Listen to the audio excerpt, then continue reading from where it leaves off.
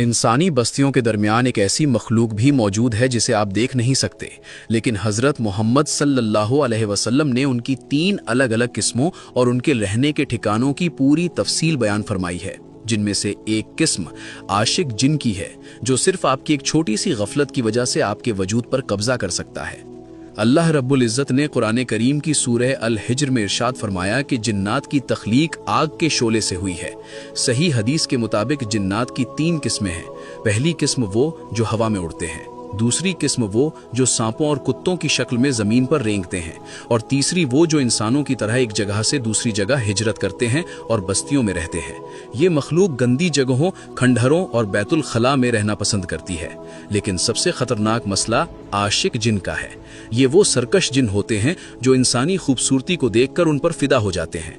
जब कोई मर्द या औरत बिना दुआ पढ़े आईने के सामने ज्यादा वक्त गुजारते हैं या बेपर्दा होकर तन्हाई में रहते हैं, तो ये जिन उनके वजूद की तरफ माइल हो जाते हैं और उनके रूहानी और जिस्मानी सुकून को बर्बाद कर देते हैं। अक्सर लोग ये समझते हैं कि ये सब सिर्फ कहानियां हैं, लेकिन अक्ल और दीन दोनों इस बात की गवाही देते हैं। इस्लाम ने हमें बैतुल खला जाने से पहले दुआ पढ़ने और कपड़े बदलते वक्त बिस्मिल्लाह पढ़ने का हुक्म क्यों दिया? हजरत मोहम्मद सल्लल्लाहु अलैहि वसल्लम ने फरमाया कि बिस्मिल्लाह पढ़ना इंसानों की शर्मगाह और जिन्नात की आंखों के दरमियान एक पर्दा बन जाता है।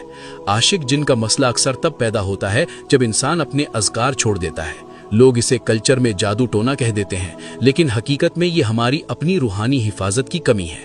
आज हमारे मुआशरे में कई नौजवान लड़के और लड़कियां बेवजह की उदासी, चिड़चिड़ापन और शादियों में रुकावट का सामना कर रहे हैं। कई बार मियाँ बीवी के दरमियान बिना किसी बड़ी वजह से नफरत पैदा हो जाती है, जो असल में इसी आशिक जिन की वजह से होती है, क्योंकि वो नहीं चाहता कि उसका शिकार किसी और का हो। हमारा मुआशरा इसे दिमागी बीमारी या आपसी अनबन समझकर गलत रास्तों पर निकल जाता है, जबकि इसका हल सिर्फ और सिर्फ अल्लाह के कलाम में है।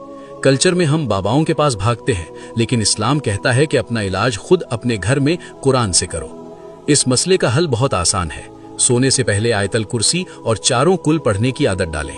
घर में सूरह बकरा की तिलावत करें, क्योंकि जिस घर में ये सूरा पढ़ी जाती है वहां से शैतान भाग जाता है। याद रखें, आप अल्लाह के जिक्र से अपनी हिफाजत की ढाल बना सकते हैं। इस पैगाम को सदका जारिया की नीयत से शेयर करें। मुमकिन है आपकी एक शेयर से किसी की रूहानी उलझन हल हो जाए और उसे सुकून मिल जाए। कमेंट में सुभान अल्लाह जरूर लिखें, ताकि हमें मालूम हो कि आपको अल्लाह की तख्लीक पर कामिल यकीन है। अल्लाह हमें हर शर से महफूज रखे।